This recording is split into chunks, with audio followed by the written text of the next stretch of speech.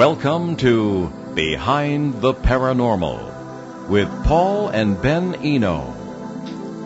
What really landed in Rendlesham Forest in England in 1980? Why have some of the principal witnesses changed their stories over the years? Did American military personnel really see alien entities? Hello, and welcome to the 994th edition of Behind the Paranormal with Paul and Ben Eno, coming to you from WON, AM, and FM radio here in Woonsocket, Rhode Island, on the Paranormal Radio app from TalkStream Live, on YouTube and via TuneIn.com. I'm Ben, and that was Paul, and today we bring you a well-known guest with a new take on an old subject. You can join us from anywhere. You can call us 401-766-1240 or email Paul at BehindTheParanormal.com. Actually, the email is still having a problem. So do not do that. I can get it in my lair at home, but I can't. None of the devices we have here in the studio will pick it up. Well, when in doubt, there's always Facebook Messenger. Yes. Definitely. So anyway, Ben is working diligently to connect with our overseas guest. Wouldn't be live radio without a little bit of drama, right, folks. Retired British police detective and Royal Air Force veteran Gary Heseltine is vice president of the International Coalition for Extraterrestrial Research, or ICER, composed of scientists, academics, and leading UFO UAP researchers worldwide. Using skills learned as a police officer, Gary has examined cases with the best evidence, often corroborated by technology. In 2002, he founded the database Police Reporting UFO Sightings, or PRUFOS, P-R-U-F-O-S. That's available online. At the citizens' hearings on UFO disclosure in Washington, D.C., Gary has testified on behalf of police officers worldwide who are UFO witnesses. He is founder and editor of the monthly magazine UFO Truth, to which I have contributed a modest article previously. Gary's new book, Non-Human, The Rendlesham Forest Incidents, 42 Years of Denial, is the result of a 5-year-plus reinvestigation of Britain's most famous UFO event. Gary participated in our own lengthy series of CBS radio specials on the Rendlesham case in 2010 and 2011. Today marks his 9th appearance on Behind the Paranormal. We hope Ben can connect with him here. His website, ufotruthmagazine.co.uk. All right, so as we wait for Gary to join us, he's never failed to do so yet. Sure thing. And I can begin with the subject of Rendlesham Forest for 3, some people say 4 nights, and Gary will go into this more fully. In December of 1980, U.S. Air Force personnel witnessed strange lights in the sky, supposedly craft landing, and by some reports, alien entities coming from those craft. Now, Rendlesham Forest, one of our flap areas that Ben and I investigate, though we haven't been there since 2012, it isn't all that big, really. It's a forested area that's now what we in America would call open space land. It's public land. People can go and hike and take walks and walk their dogs, etc. As a matter of fact, the main trail is called the UFO Trail because of the famous case that took place there. In 1980, it was straddled by 2 NATO air bases, Bentwaters, RAF Bentwaters, and RAF Woodbridge. Now, RAF Woodbridge, as I understand it, is still open as a helicopter base for the British military. And Bentwaters, I might have it reversed. Anyway, one of them is open, and the other is has been kind of. Oh no! Wait a minute.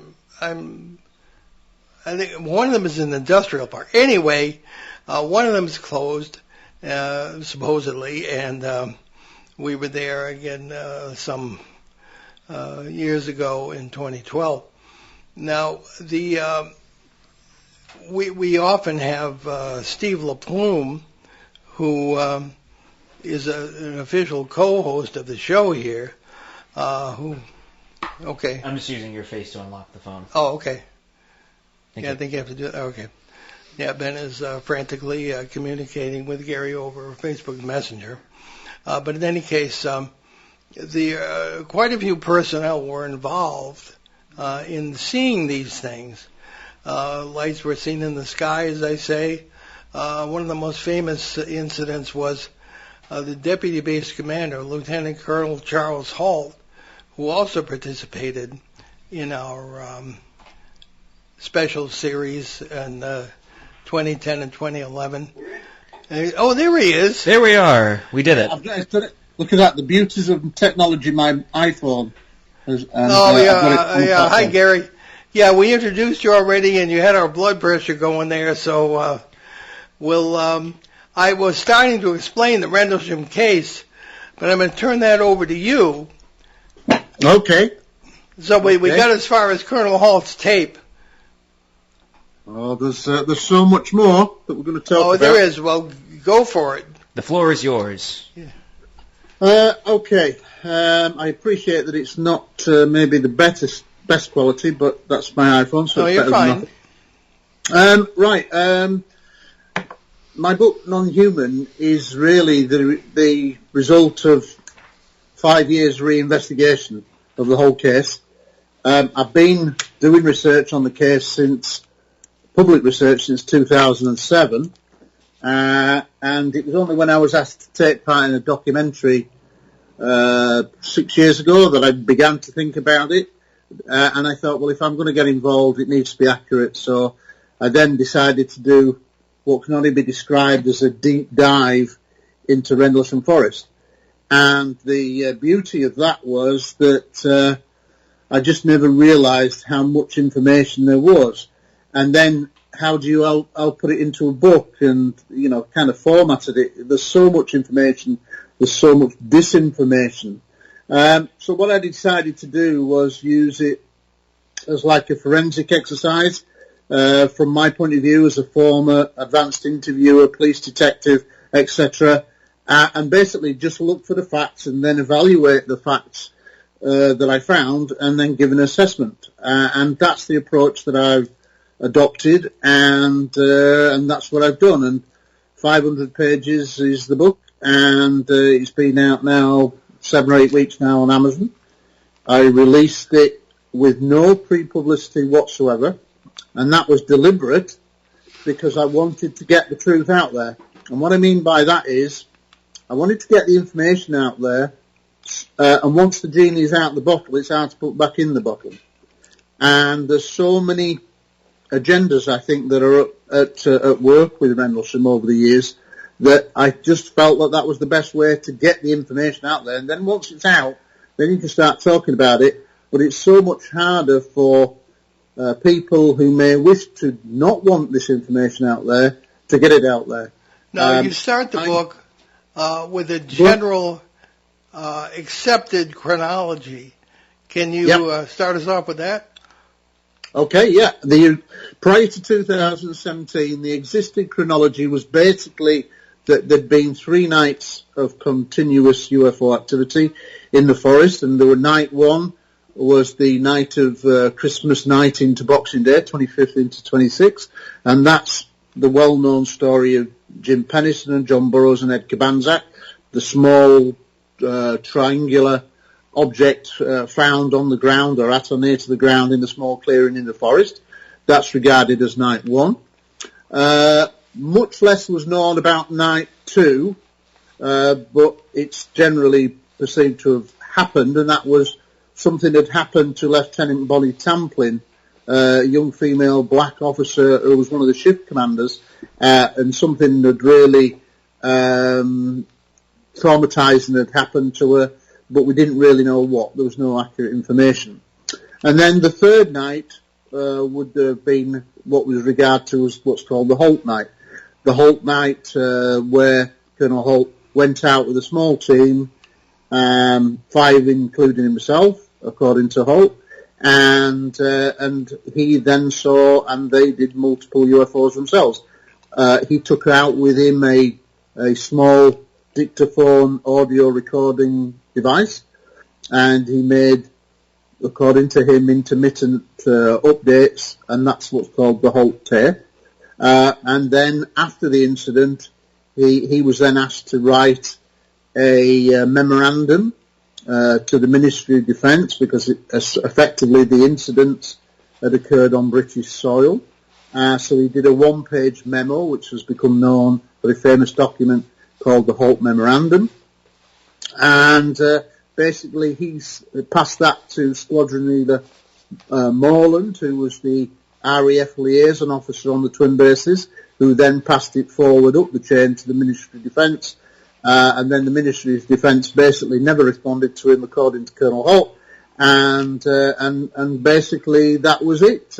He never got any feedback. So that was the existing chronology which begins the book, and I call it the origins part of the story. Where do you want me to go from there? Well, what did you find that was wrong with that chronology? And if you could get into the initial witness statements as well, which you do in the book. Yeah, well, what didn't emerge initially were any statements, and then I think it was really in the James Easton got hold of what are regarded as the 5 statements that I refer to in the book. These are the existing statements, and they were apparently originally annotated by what is believed to be Colonel Holt, and we think that they came from Colonel Holt. He had copies of them. And I review those in the book. Now, as a former police officer, RAF police officer, detective, statements are quite an important thing. And the long and short of it is I go through the statements with a fine-tooth comb, and there's a lot wrong with them. They themselves have said some of them they didn't write, which alludes to that there were other organisations, agencies involved that were wanting to put out a different story, which I think was the case. But basically, none of the statements are really written that well in terms of my kind of training, and I don't think there'll be that much difference. And they're not really exhibited in the right way. But what you've got to understand is that when we have procedures in kind of policing terms for just about every incident, the one area that you don't have any kind of set rules is when it comes to UFOs. And it's like when there's a UFO incident, the rules tend to go out the window, and I think that's basically what happened with these statements, and the fact that they weren't written properly, they weren't written in the right format, etc., etc. So that's where you are. I think across the board, when you look at major UFO cases, rules tend to go completely out the window, and things disappear, and pages of logs get suddenly disappear mysteriously. Ship records suddenly fly out the window into the sea, and that kind of thing. So, or helicopters turn up, like with the Nimitz incident, and the tapes kind of like get taken away by unknown persons. So, when we're talking UFOs, it all falls into this big, deep black hole where it's very easy for any serious researcher to establish that there's been a cover-up.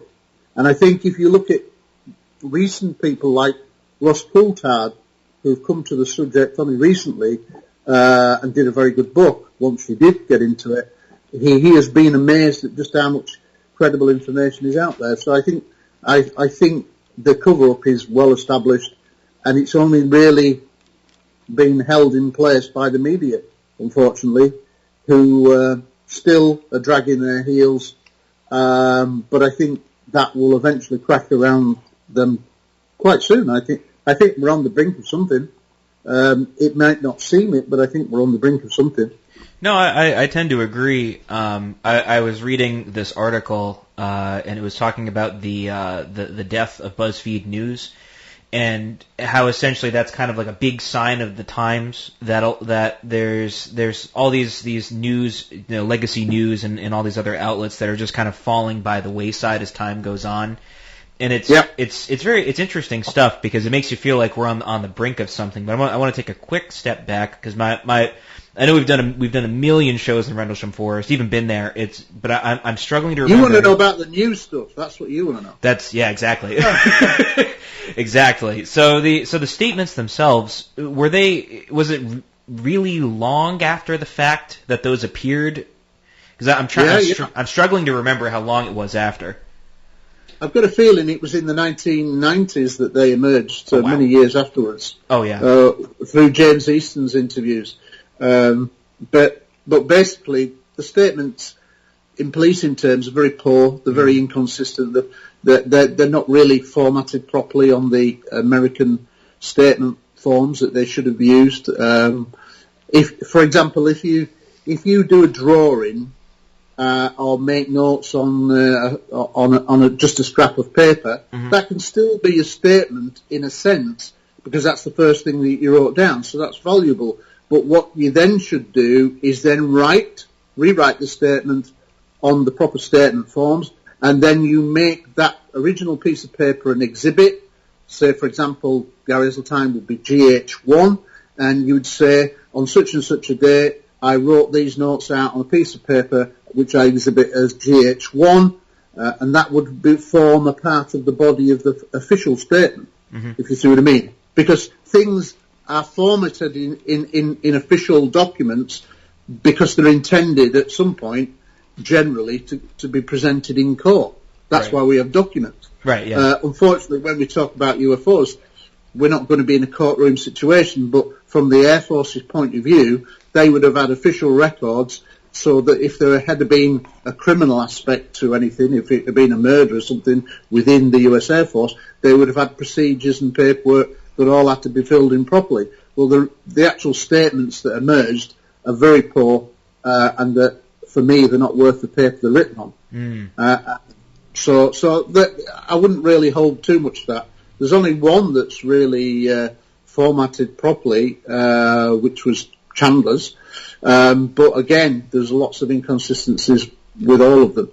But I don't want to get bogged down in the statements because that's not really the big story. The big story is what's emerged through my 5 years reinvestigation. Yeah, please go ahead. Well, okay, let's have a list. Let's start chronologically. The biggest thing that I found when I did the deep dive was I went down and tried to find everything written about the case after the case. So literally from January 1981 onwards. And of course there wasn't much at first, but within a few days, the likes of Brenda Butler and Dot Street were becoming aware that something had happened on the base.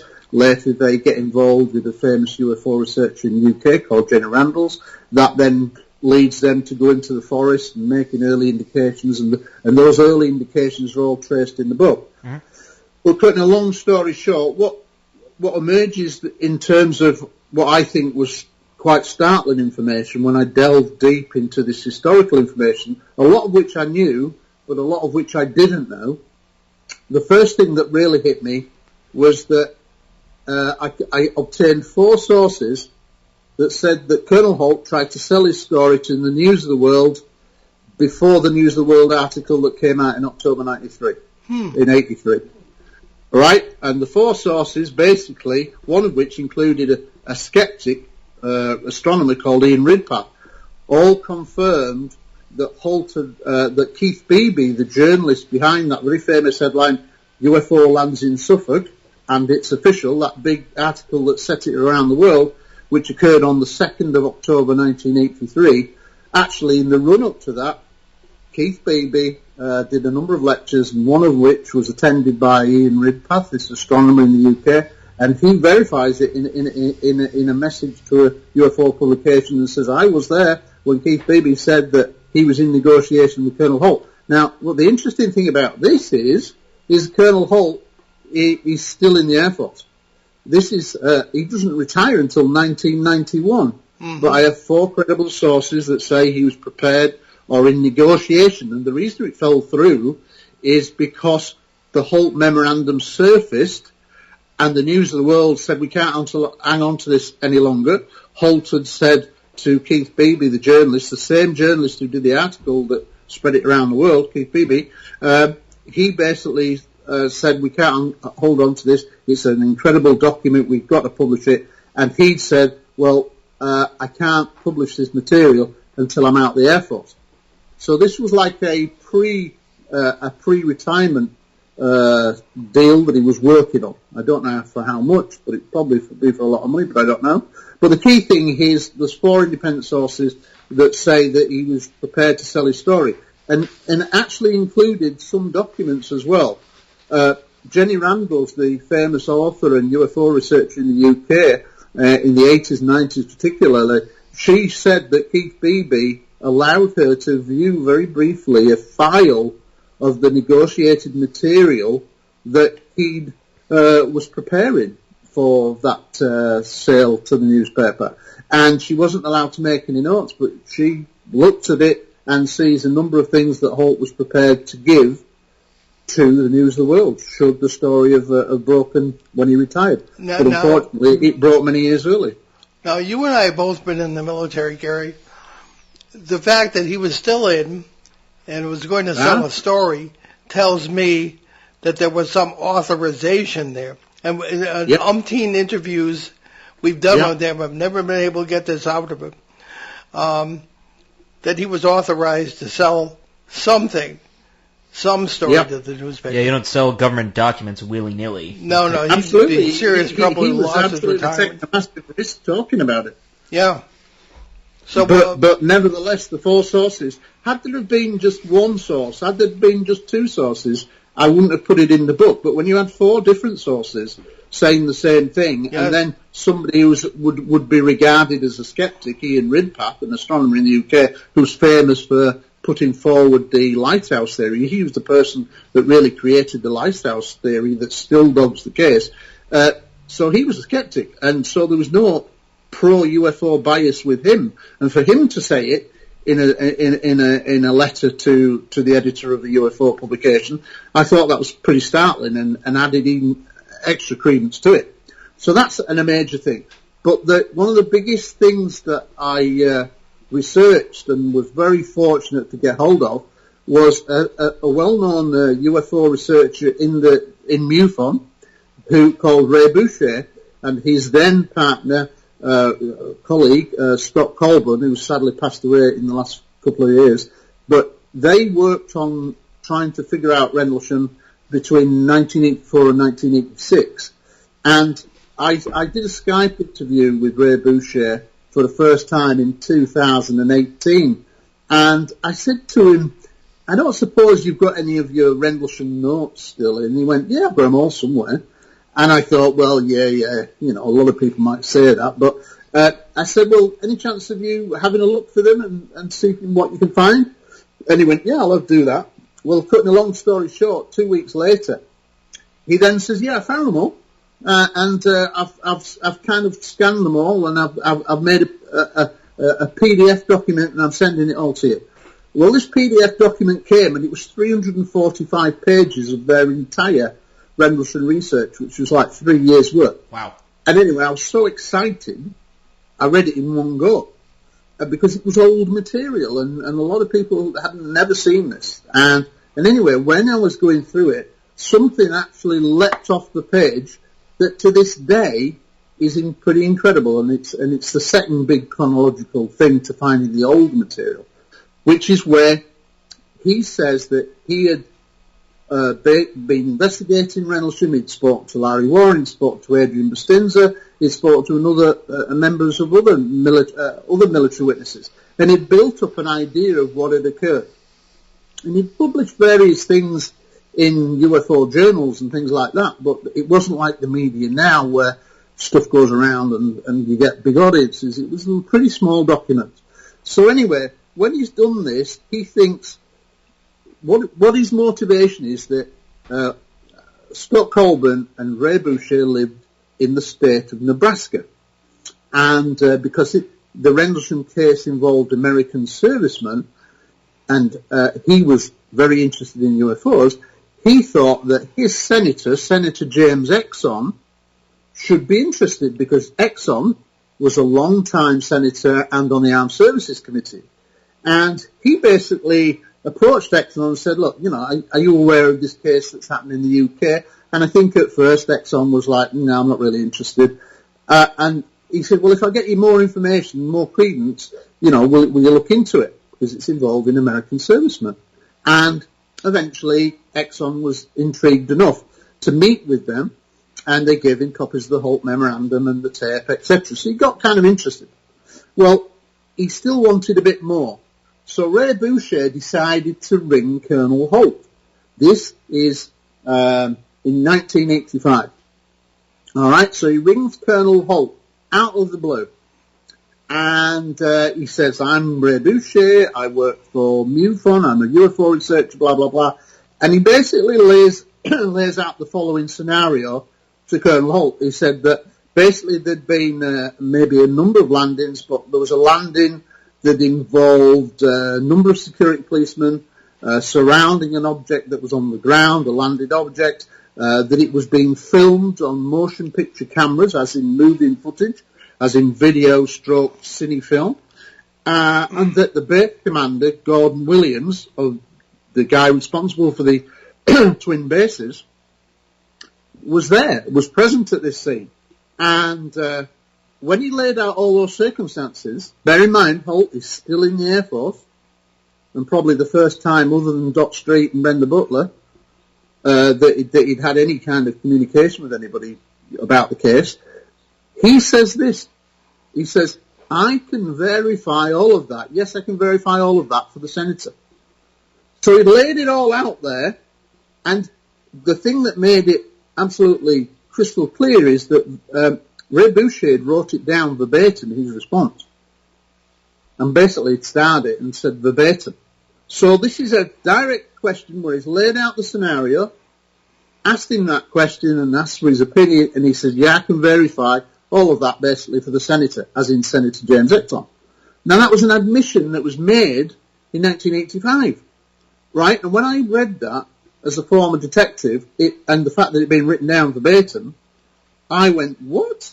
Literally leapt off the page, because Holt has always denied, and denied it to me for many years during our 7-year collaboration, that Colonel Williams was there, that it was being filmed, that there'd been any second landing. And here he was in 1985, while he was still serving in the Air Force, so before he became this public personality linked to this very famous case, there he was, still serving, saying to a MUFON investigator, yes, I can verify all of that. And let's, for the skeptics out there will say, well, no, he's misinterpreted what Boucher had said. No, he didn't. And the reason why he didn't was because Ray Boucher subsequently found out, after that admission, that Colonel Holt had gone to see Senator Exxon. And he wasn't present, nor was Scott Colburn, but what happened was, as soon as Holt has seen Exxon, James Exxon, nobody wants to talk, Exxon doesn't want to talk to Scott or Ray anymore. And obviously Ray is very frustrated, so he starts writing letter after letter after letter to the senator's office and his aides, etc., trying to get hold of Exxon. He never speaks with Exxon again. Holt and his aides completely block him, basically. But what's important are these letters. The letters, which were part of the bundle that I got, the 345 pages, are amazing because they're long letters. And they lay out in very specific paragraphs, and a couple of the letters are actually in the book at the end, and they lay out exactly the circumstances that were put to Holt, and the fact that Holt said, yes, Colonel Williams was there, yes, it was being filmed on motion picture footage, that it was surrounded by a security police officer, and there had been a second landing. Wow. And it's absolutely not ambiguous whatsoever. That's what Holt admitted to. And yet, ever since he retired in 1991, he has said that Colonel Williams wasn't there wasn't a second landing, and he attacked continuously Larry Warren. Now, here's the interesting thing, is I never could quite understand why he was so, during my 7 years of collaboration with him, I never quite understand why he was so anti-Larry Warren. But interestingly, we now know why, I think, is because of a guy called Sergeant Adrian Bustinza.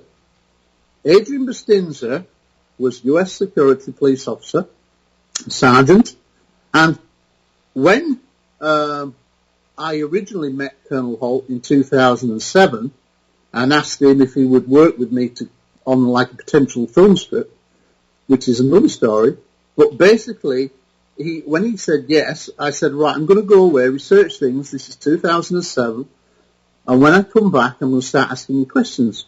And, just reply. And he said, yeah, fair enough. Well, one of the things that I said was, who were the people that were with you in your small group that went out in the forest on your own? And he'd go, well, there was obviously me, there was Munro Neville's, the disaster preparedness, there was Robert Ball, and there was Lieutenant England, and it kind of went silent then. And yet the audio is very specific. It's Sergeant Adrian Bustinza. And I said, it's Sergeant Adrian. Oh, yes, yeah. And it's like he didn't want to admit that Bustinza was with him. Now the question is, it always rankled me, why? Well, the real answer is now because Adrian Bustinza was a very reluctant witness. He'd gone on twice onto the Phenomenal Radio show with John Burroughs in later years, but had never really given a proper statement. He'd given some social media comments over the years to various people, and in the chat, there's a chapter devoted to Sergeant Adrian Bustinza in the book, and it's the longest chapter, and it's because of his, I think, unique role, because I see him as the link person to this second landing. Now, Adrian Bustinza had first given an interview to Larry Fawcett in 1984. It's one of the first incidents. Larry Fawcett, who with Barry Greenwood wrote the book Clear Intent, a very good book, with a chapter on Rendlesham. It was the first time there was a devoted chapter. Now, what's good about this is that when we get into this story of whether there was a second landing, the second landing scenario had been put forward by Larry Warren. But he had been public on his own for 8 years until the likes of Colonel Holt retired in 1991. I think we're coming up to a break. Do you want me to suspend it there? Yes, we'll take our 3/4. All right, and I'll tell you what happened. Break. It's fascinating. Yes, and then we'll be back. A little bit of a cliffhanger. You're listening to Behind the Paranormal with Paul and Ben Eno on WOON 1240 AM, 99.5 FM in New England's beautiful Blackstone River Valley. We'll be right back with our old friend Gary Heseltine in just a minute. Hey, it's ON Radio's Cruisin' Bruce Palmer inviting you to join me for the Saturday Block Party. It's every Saturday from 4 until 7 p.m. when we fill the airwaves with the songs you want to hear. It's a party in every sense of the word, so join me live on 99.5 and 1240 a.m. or bring the show with you wherever you go at onworldwide.com. You can depend on us for public service, ON Radio. And welcome back to Behind the Paranormal on AM and FM WOON Radio. And we did, I guess, cut to the commercial just in time for the soccer shot. Everybody has to wait. So, exactly. Gary, please don't leave us hanging. Keep the narrative going. Right. Well, so here we go. So Holt has been reluctant to talk about Adrian Bustinza, and I think the reason why is clear now, is because when I eventually spoke with Adrian Bustinza, and I tried for several years to get hold of him and never responded. He was a very reluctant. What he was involved in, what he saw, the way he was treated, which I'll come on to, had left very traumatized. He didn't really want to do any kind of publicity. But I ended up eventually making contact, and I had a 4.5 hour transatlantic phone call with him, and I kind of set him up and said, look, I'm an advanced interviewer. I was an advanced police interviewer. I want to try a technique on you, and it's not hypnosis. You can't do it transatlantic. but I want you to try to concentrate, and I'm not going to interrupt you and whatever. Cutting a long story short, it was a sensational interview, 4.5 hours. And when it comes to talking about this age-old question of whether Larry Warren was there, he went, later on in the interview, he went, yeah, Larry Warren was there. In fact, he was closer to the craft than I was, basically. And so he's about 20 feet away from it. Larry Warren's about 10 feet away from his craft. And he said, I don't know why they chose Larry Warren to go closer to it. But anyway, so I'm going, what? So you are saying that Larry Warren is there in this cordon around this craft? Yes. And he's closer to it than you? Yes. Basically like that. So he was corroborating something that had been, in a sense, almost vilified and debated for so many years, especially in recent years, when there's been so much vitriol.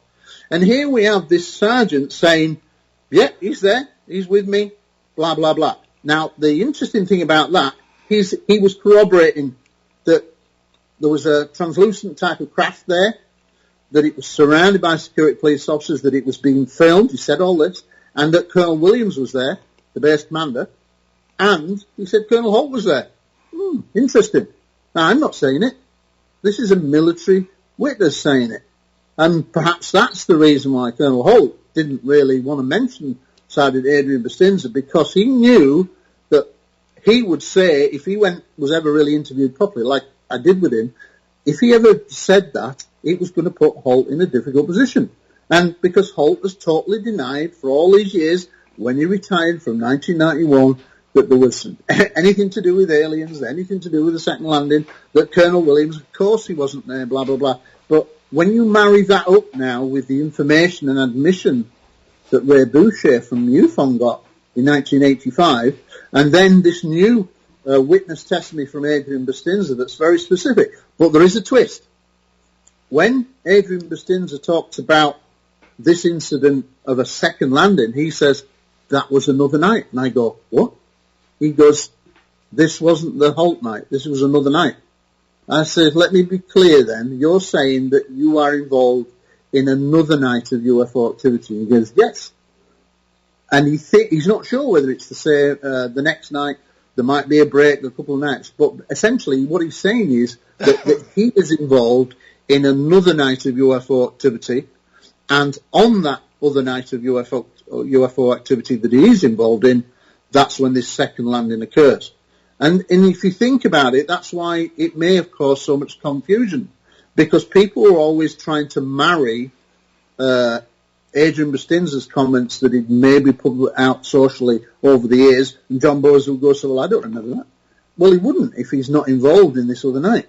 And, you know, John Bowes would say, well, I can't remember Larry Warren being involved on the Holt night. Well, it turned out it wasn't the Holt night, according to Adrian Bustinza. Now, what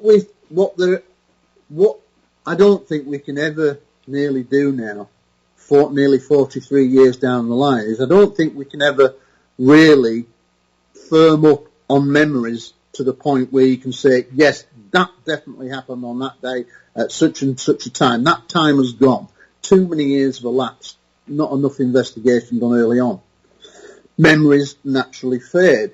But what we can be fairly certain on is people's memories. And when he was really concentrating, he really got into it.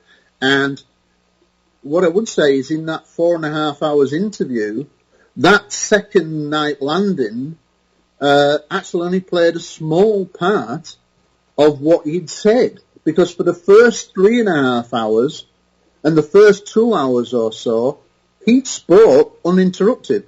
Now, that's not how human language goes. But I'd set him up that way to say, look, when you're ready, I want you to concentrate and just do it as much as you can remember in whatever order you want to do, and I'm going to hand over the interview to you. And he was really concentrating clearly, and I just let him go. Now, ordinarily, people, in terms of interviewing skills, it's I speak, you speak. And that's the natural order of things. You say something, I say something in response. But when you're doing this kind of advanced interview, which is called the enhanced cognitive model, basically that first interview, that first part of the interview, you don't want to interrupt his train or his or her train of thought, because it's like walking on fresh snow. That was how it was described to me. They're relaying things. If you come in with an interruption, it can suddenly destroy all that memory track they were on. So basically, you set them going, and off he went. And basically, the first 2 hours, he spoke non-stop. So in a sense, he was reliving the incident and bringing it all out, and it's one of the most powerful interviews, if not the most powerful interview I've ever done in my life, because it was so emotive. And what I'm saying about this is, he talks about the fact that when he was what was called the NCOIC, which meant he was a mobile person who could be, go get more light-alls, go there. He was like the gopher. He could be sent everywhere. And that was, he had a roving commission to do anything that he was ordered to do, go around the different bases, get me this, get me that. And that was called the NCOIC. And he was that on the Holt night.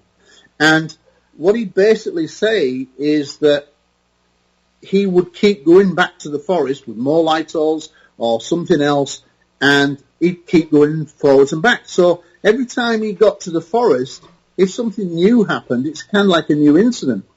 Well, like I said, we can't be certain now all these years later on to times and precise dates, but what he says that was entirely new is he said that whilst Colonel Holt and other people were close to the staging area, he was then sent out in a line of 20 other officers, say he's one of 20, in a line, like if you do a forensic search for police, and imagine a clear grass field, and they're looking for a murder weapon or something like that on the ground. They line up in a straight line, and then they all go forward together, and they're looking intently down at the ground, looking to see if they can recover something. Well, essentially, that's what he did. Well, show me anywhere in the history of Rendlesham when anybody's ever talked about a 20-person line search in the forest going forward like in a sweep, and that's how he described it. So he's describing an incident that nobody's ever mentioned before, which was fascinating. And Gary, can I interrupt? Before we burn up the hour, please tell us where people can get the book. It's non-human, the Rendlesham Forest Incidents, 42 years of denial. There it is. Well, we can't get it that way. Where can people buy it? It's only available on Amazon at the moment. Okay. It'll ship within 48 hours. It's 500 pages, and it's the full facts about Rendlesham from a detective's point of view. And I just lay it all out there. I take sentiment out of it, and I just lay out the facts, but I make reasoned evaluations, and I draw some conclusions at the end. We have a question. We have a question from a listener here. You got that in italics, Ben? That's our friend Peter Shelley from Bogota, Colombia. Indeed, our Bogota connection writes to us. Gary, have you looked into the possibility that the Rendlesham case could have been some type of psyops, perhaps a test by the government to see if the security personnel could be manipulated into diverting from the base and exposing the base to an enemy commando raid, perhaps? In support of this, I offer the strange detail that you have pointed out yourself of the security personnel being made to hand over their weapons before going into the forest. This suggests to me that it was pre-planned. There are some elements of pre-planning, but maybe not for the reasons that you speculate. In answer to your question, I addressed that in the book, and several people have speculated that it was a psyop. The trouble is that not all weapons were handed in.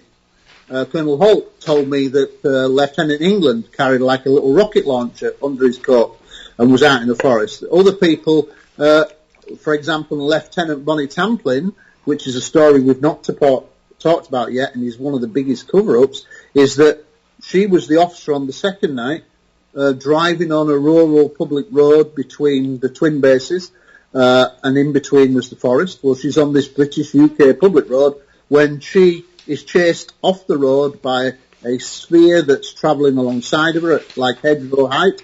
She is so distressed by this sphere, glowing ball, that she loses control of the vehicle. She rolls the military vehicle into a ditch on a public road. She climbs out and the UFO stops and hovers above her. So she gets a weapon and she starts shooting at it. Well, that's a sensational new case. A female officer, a lieutenant, discharging a weapon at a UFO. And have you heard about it? No, because it was all covered up by the US Air Force. We know about it. We never heard that. No, that's... Oh. Right, Wow. so that's a pretty good story, that, isn't it? And that Very comes much from, so. That comes from Michael Stacey Smith, who was an airman.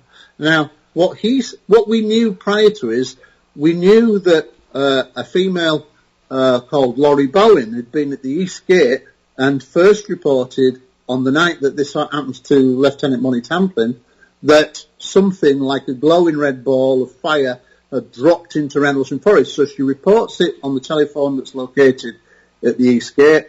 And the first person who happens to respond is Lieutenant Bonnie Tamplin, who just happens to have left RAF Bentwaters en route on the back road, public road, towards the back gate of RAF Woodbridge. Well, obviously, this is when this incident occurs. We know about it because Michael Stacey Smith basically says that he was suddenly dispatched to go to what was called the back gate of RAF Bentwaters, which was called the Butler Gate, and it led onto a little public road. And he was sent there, didn't know why, but it was all of kind of a quick rush, get out there, open up the Butler Gate, the back gate at Bentwaters. He got there, he opened up, and then he saw a convoy of security police vehicles heading out at speed. Something was clearly happening or had happened. And then a few minutes later, he's still at the back gate when Lieutenant Tamplin is brought back as a front seat passenger. The military vehicle is driven by Sergeant Robert Ball, called Bobby Ball, and she is in the front seat passenger. She's not wearing a berry. Her clothing is dishevelled. She's absolutely shaking like a leaf. Something really traumatic had happened. So he doesn't speak to her, but he sees her. So he's a direct witness testimony to part of this story. She goes in onto the bed. And then a few minutes later, the vehicle that she'd been driving, Lieutenant Tamplin had been driving, is clearly still drivable because another security police officer drives it back to the Butler Gate, and he sees her vehicle has sustained damage consistent with having rolled the vehicle onto part of the roof. And it's crumpled, but you can still drive it. He closes up the gate, and he then speaks to one of his friends who is a sergeant, and the sergeant says, if you promise never to divulge my name to anyone, I'll tell you what her story was. And he said, yeah, I promise. And he kept that to his word. He never told me who this person was. But I have absolutely no reason to disbelieve Michael Stacey Smith. I am Michael Stacey Smith. And he said that she'd been on the public road, been ran off the road, affected by this glowing object, that she'd climbed out of the vehicle that had rolled in the ditch. The UFO was hovering, a spherical object, very similar to has been described by many of the airmen involved in this, like a beach ball size object, maybe bigger than this, maybe the size of a car, hovering close to her. She was so frightened, she then took a weapon, which we think was an M16, but might not be, but she had a firearm, put it that way, and she discharged the weapon. And the sergeant told Michael Stacey Smith that the rounds that she had discharged had been put back into the armoury, and it was all covered up. Her weapon was recovered, cleaned, and put back into the armoury, all covered up. So this incredible story that we've only emerged through this book has emerged now, 42 years later. So by hook or by crook, the US Air Force covered up this major incident on a public road in the UK, and they got away with it for all these years. And there we are. We now finally know what happened to Bonnie Tamplin. We know that Bonnie Tamplin now was so traumatised that within days after this incident, she was then being flown back to the United States, and as far as we were aware, she never went back to work again. I now know that she's living in Europe. I know which country she's in, but I've tried to contact her through relatives, but clearly no response, and she clearly doesn't want to talk about it. I kind of hope that after all these years, somebody might tell her that there's this book out now, and that it contains a lot more military witness information, more witnesses have spoken to me, and that she might want to go on the record to exercise a ghost as much as anything else, but I can well understand it if she doesn't. But that's a sensational story that's been covered up.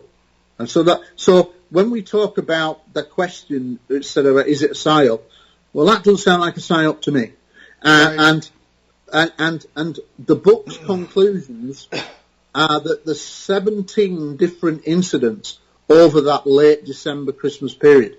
17 different timed incidents, i.e. where there's a significant break between them, over what we now believe is 4 consecutive days. Now let me give you something else that's really interesting that doesn't make it sound like it's a psyop. Now, on the 23rd of December, according to the military witness, there is a report that something else had happened at the East Gate. Now, this is just a couple of days prior to Christmas, so this again is totally unknown. Other than this book, never been reported as such. And I spoke with this witness, and he basically said he'd had a previous UFO encounter himself in what was called, I think it was the November period of 1980, so just before. And when he'd reported what he saw, he was basically given the hard word is, do not say anything about this, and he was given a lot of grief for mentioning it to the senior officers. And so he thought, well, if ever I see anything else, I am not going to tell anyone else because I don't want any more grief. But so anyway, on this, what he thinks is the December the 23rd, the night of the 23rd, he is called to he's told to go to the East Gate and speak to an airman. We think it's a security policeman. Now, quite why there is somebody at the East Gate on the 23rd of December, we're not sure because it wasn't routinely manned, unless it was on an exercise or some kind of an alert.